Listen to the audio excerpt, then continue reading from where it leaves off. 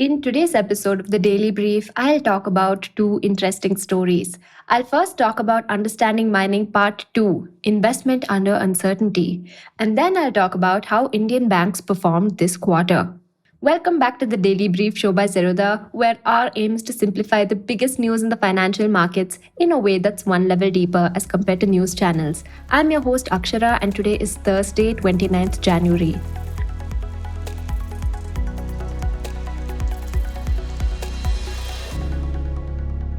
Coming to the first story. So, we began this year with a slightly different episode by our standards. We gave you a geological history of India and the fascinating origins of the lands we live on. Some of you liked what we did, but many of you were left wondering why we were giving geography lessons. So, here's why. Imagine you ran a mining business with rights over a large plot of land, except a lot of it is just mud and useless rock, and very little of it has valuable minerals that you can sell. How do you even know what your business is worth? This is a fundamental problem. When you're bidding for mining rights over a patch of land, you're paying for an inventory of goods to sell. Only you don't know how big that inventory is, and you don't get to order any more either. There's an element of faith to the business. Any commercial decision around taking over a mine is made under deep uncertainty, and this makes any information on what you might find under the ground deeply valuable. In fact, long before you start extracting any resources from the ground, years are spent trying to estimate what you'll find underneath. Conversely, without enough information, even a mine with exceedingly valuable resources could seem unattractive. If you follow the financial news, you've probably seen many reports around failed mine auctions, with the blame pinned on poor response. Often, these failures aren't because the rock itself is unattractive, but because we tried selling those blocks without knowing enough about them. Now, when the process of finding resources begins, you're essentially trading in geological rumors. One can only make calculated assumptions that the ground could yield something valuable. Over a series of attempts at data collection, you narrow your estimates until you have a deep sense of what a mine could yield within 10 to 15% of what is actually available. So, to understand this better, thankfully, there's a framework one can use, the United Nations Framework Classification, or UNFC, which India signed in 2003. It breaks this process of assessment down into 4 stages, from G4 to G1 as our data density improves. Now, at this early stage, one has little more than a well thought out estimate. You might have satellite imagery, for instance, which tells you whether the lay of the land will help you or not. You might even have found tiny rock samples in a stream nearby that could carry valuable resources. But there's nothing you can say with certainty yet. All you know is that you're interested. So, if the results of G4 are promising, you want to dig deeper.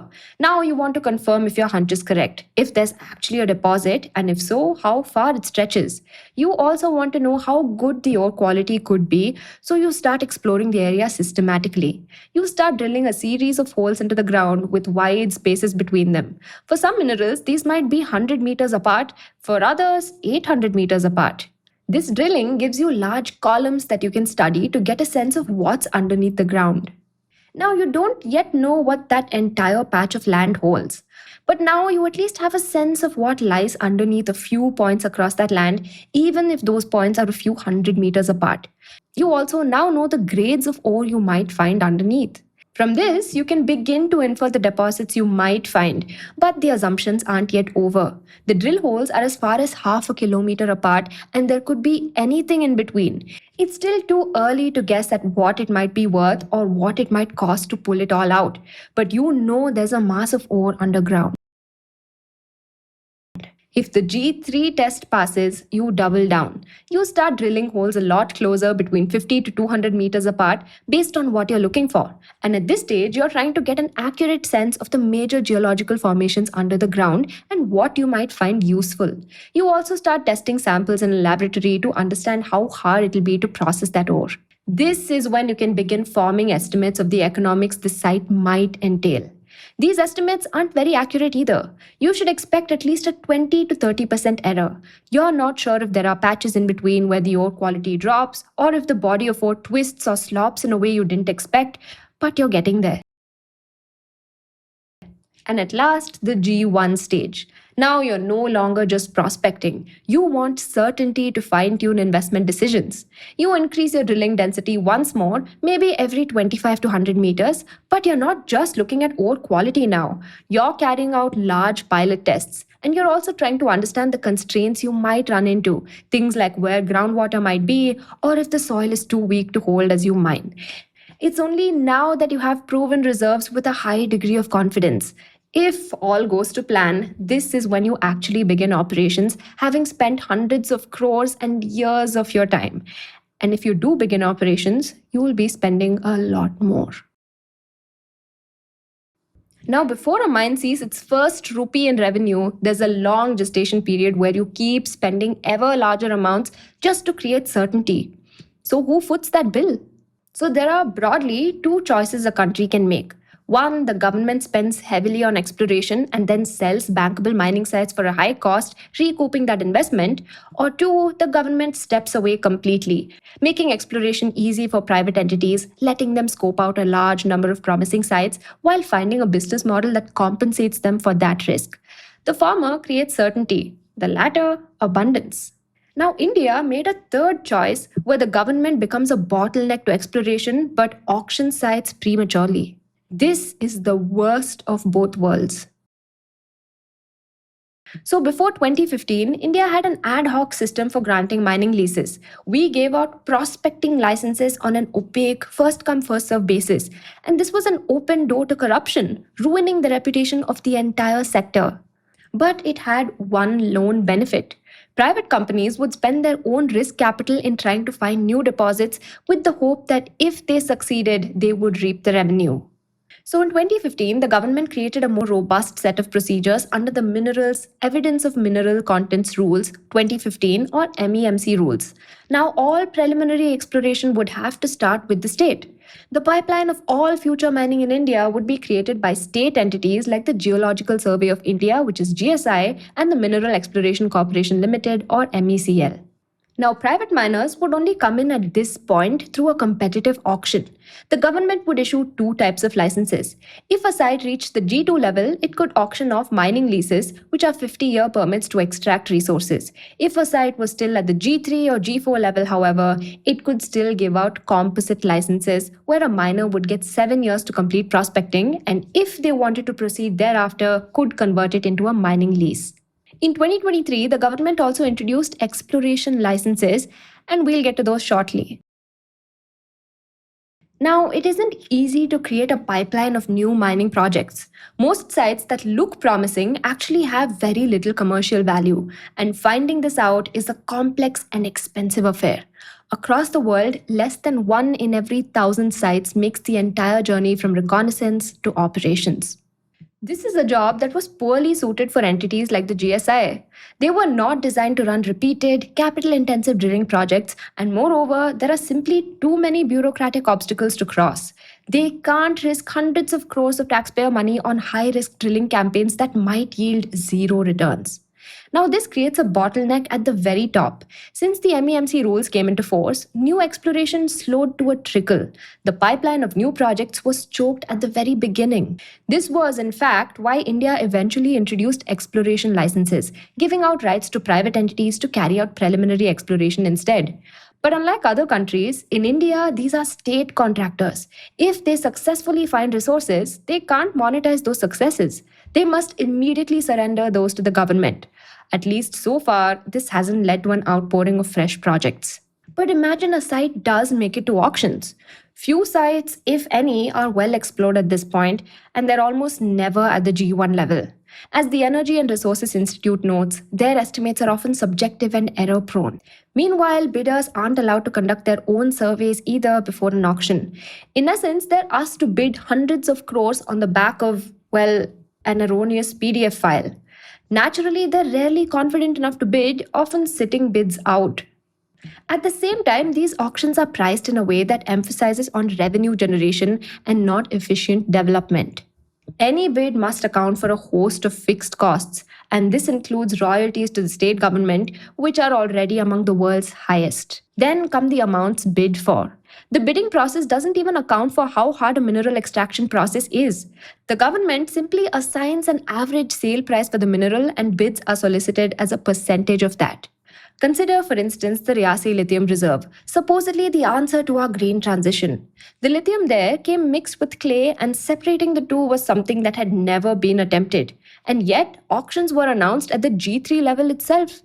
Unsurprisingly, it failed. Successful auctions, too, can end up wildly overpriced.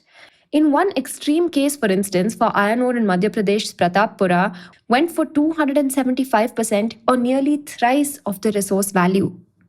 Now, there are other issues we don't have the space to go into, from the lack of coordination of granting licenses to the winning bidder, to a winner's curse which forces many successful bidders to give up their mines.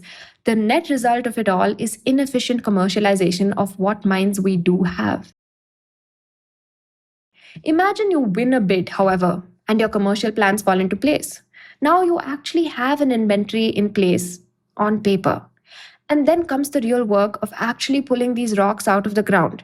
That is a long and complex process in its own right, with many issues, concerns, and points of failure. But for that, you'll need to wait for the next part of this series. Coming to the second story. The financial results for the quarter ending December 2025 are coming in, and we now have numbers from India's four largest private banks. The largest, SBI, is yet to publish them. Banking doesn't usually change in a single quarter, and for the most part, this quarter was much the same as what we had said last quarter, barring a few very interesting exceptions. However, what helps is to zoom out and view the quarter as part of a much bigger story that's been unfolding. We did one such story earlier this month while covering the RBI's 2025 review of Indian banking. But before we get into the why, let's start with the headline numbers. First, what did loan growth look like? It was mostly healthy across all banks with some differences. Axis and Kotak have recorded much higher growth than their peers HDFC and ICICI, but that's mostly because they're coming off a smaller base. HDFC and ICICI, meanwhile, are stable anchors of Indian banking, growing at the industry average. But the headline loan growth number is not as interesting as the loan mix quality. We'll return to this eventually. Secondly, bank deposits, which are needed to sustain loan growth. On that front, Axis and Kotak put up strong deposit growth of approximately 15%. HDFC and ICICI are slower, partly because of their sheer size, but partly also because across the system, deposit growth is not running comfortably ahead of credit growth. Banks aren't really drowning in cheap money. If anything, the opposite might be more true. If deposits do not keep pace with loan growth, banks resort to harder choices. One, they may borrow more from other places, and two, they could stretch their balance sheet harder against the same deposit base. Or lastly, they make deposit rates more attractive, causing a price war between banks while also making their own cost of funds worse. We'll return to this as well a little later. Third, margins. Net interest margins are still healthy, but they also look like they're no longer climbing. That might partly be because of the new rate environment. In December 2025, the repo rate got cut, and this creates a unique friction for banks. Yields on loans usually respond faster to a rate cut, falling immediately. However, deposit costs are slower to decline because fixed deposits roll off over time. So the bank's income line adjusts quickly while its funding cost adjusts slowly. This pulls margins down in the short term for everyone. Lastly, asset quality is still very clean. The headline GNPA numbers are roughly in the 1.2 to 1.5% zone, but that does not mean the quarter was free of noise. Some regulatory scrutiny and classification issues made their provisions jump, and this in turn made reported numbers look messy even as borrowers paid on time. And that's what we'll be talking about next. Throughout India's economic history, our banks have been mandated by the RBI to lend a portion of their portfolio to specific sectors, like agriculture, to help the country's development. This is called priority sector lending or PSL. Now, the RBI is tightening the screws on how loans are classified. Earlier, banks would have given some loans for agri and categorized them as PSL. However, the RBI felt that banks had improperly classified these loans. So now, to reduce uncertainty from this mistake, it's asked banks to provision more money if, in any case, these loans turn bad, even if they're unlikely to. ICICI took the sharpest blow, a rupees 1,283 crore standard asset provision on an agri PSL pool for technical non-compliance. HDFC had the same pattern on a smaller scale, a rupees 500 crore one-time agri PSL compliance impact. Now, in the same spirit, labor code provisions also popped up across banks. Now, these changes make it more expensive for companies to maintain the same level of workforce, since it increases the statutory requirements for them. And this again is a one time impact hurting the banks. Now, for most private banks, deposits are not keeping up with loans in a comfortable way, and there are no easy fixes to this problem. In Axis Bank's view, this is not a one quarter mismatch that magically repairs itself. They think it may take around 1.5 years before deposit growth and loan growth start converging in a meaningful way. Kotak, meanwhile, framed their deposit growth problem more broadly. A bank's deposits don't only get squeezed because customers switch to a competitor bank's plans. It also happens if they decide to allocate more money to the stock market or commodities. In essence, the humble, stable savings account is competing with markets that feel more high risk, high reward. HDFC admitted that they fell short of their own deposit ambition and even said why. They didn't want to pay up for bulk deposits at the prevailing market rate, even though they could have easily chosen to do so. Now, each bank has a slightly different view on the root of their deposit constraint, and their playbooks for solving this problem vary accordingly. HDFC is trying to solve the deposit constraint the slow way through distribution and customer stickiness. What they're betting on is their older bank branches. As branches mature, they become far more productive over time. And they provided evidence of this already happening in the earnings call. Their 5 to 10 year vintage branches are doing 3 times the deposits compared to 5 years ago. Over 1,300 branches are moving into this higher productivity bucket, and moreover, approximately 4,800 branches added in the last 5 years already contribute over 20% of incremental deposits. In fact, for HDFC, even credit cards get framed as a deposit funnel and not just a lending product. That's because card customers maintain deposit balances worth over 5 times what they spend on their card. And this shows how every product is a way to deepen banking relationships. Kotak, on the other hand, is being unusually explicit about making their depositors more stable. They're reducing interest rate linked savings and pushing fixed rate savings for their customers. Now, this is a deliberate attempt to make deposits less sensitive to rate cuts and also less volatile, even if it hurts margins. Kotak savings account balances also look weaker for a slightly boring reason. Some of that money hasn't left the bank but just moved places. Customers set a threshold, and once their savings balance goes above it, the excess automatically shifts into a fixed deposit that earns a higher rate. If the savings balance later falls below the threshold, money gets swept back from the deposit into the savings account. So optically, savings accounts fall and the current account savings account or CASA ratio looks worse. However, the customer stays, albeit at a higher cost. In ICICI's case, the deposit growth isn't really weak because of retail customer stress. Much of the softness came from institutional savings balances, especially government-type floats like a PSU's bank deposits. Now, these balances are usually huge in size, so when they drop, the headline deposit print looks worse than it actually is. Now, in all these cases, banks don't seem to be brute forcing growth in the mere quantity of deposits. After all, you can always gain more deposits by giving higher deposit rates and sacrificing margins, but that's unsustainable in the long term. Banks are prioritizing the quality and the deposit mix just as much, if not more. Now, what about the quality and the mix of bank loans? Now, there has been an ongoing shift from high yield, higher volatility loans to lower yield, lower risk ones. On one hand, risky unsecured retail loans, which aren't linked to any collateral, are having their growth trimmed. Instead, other less risky growth engines like loans to corporates and SMEs are being prioritized. Now, unsecured retail is a high return product when it behaves. The problem is that when it stops behaving as it has, it does too fast for anyone to react on time. Since COVID, banks had gone gung ho lending to this segment since it not only promised fat yields but also high growth. But then the tide turned as the risk of unsecured loan books became too big for the rewards it promised. And this attracted the regulators' keen eyes on the segment too.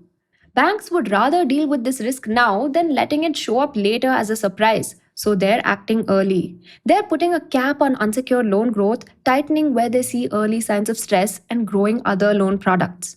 Take ICICI for instance. Its credit card book shrank sequentially and personal loan growth has moderated sharply. But that's not demand disappearing. Rather, that's ICICI limiting the supply of riskier loans at the peak of the cycle, especially when we have other growth engines. Meanwhile, Axis has shifted growth away from retail loans and towards wholesale products sold to corporates and SMEs. They also explicitly linked part of the margin compression to this shift, a trade off they seem to be okay with. They've taken lower yield corporate assets, accepted a bit of margin dilution to keep growth going, and are evading a narrative problem in unsecured retail. In Kotak's view, their unsecured loan book does seem to be stabilizing, but the bank has also flagged specific stress pockets like rural vehicle finance and microfinance. So, nothing really broke this quarter, but the friction points got louder. On that note, what do we watch out in the next quarter? For one, the RBI's rate cut has still not fully transmitted through the banking system. Loan yields move first while deposit costs lag. Q4 is where that timing mismatch will show up more honestly. Secondly, does the noise SL compliance fade or continue to spread? It doesn't really change borrower behavior, but it does impact balance sheets. Ideally, as per most banks' commentary, this should be contained. Then there's bank deposits. The issue isn't just growth, but also whether banks can add deposits without creating a price war. We'll have to carefully watch the mix of funding and incremental cost of deposits. And lastly, the mix of assets. Unsecured retail has taken a backseat while less risky loans to corporates are being pushed more. But we don't yet know how permanent the shift is or what more it entails. After all, if corporate loans keep growing, the banks should also strengthen their relationship with other companies, even create new fee pools with more cross selling. Now, coming to the tidbits. Electric two wheeler companies are asking the government to extend PM e-drive subsidies beyond March 2026. They warn that removing incentives could push prices up and slow demand, especially among first time buyers. The industry says policy clarity is key to keep investments and expansion on track. Coming to the next tidbit. TCS plans to build a new technology campus in Brazil with a $37 million investment. The center will serve clients across Latin America and is expected to create over 1,600 jobs over time. The move signals TCS's long term bet on the region's growing tech demand. Coming to the final tidbit.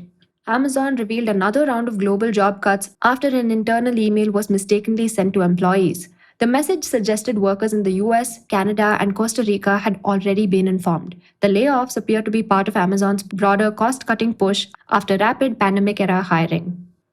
You can check out all the links in the description below. That's all the news I have for you. Thank you so much for watching and see you in the next one. Disclaimer: this content is for informational purposes only. None of the stocks, brands, or products mentioned are recommendations or endorsements.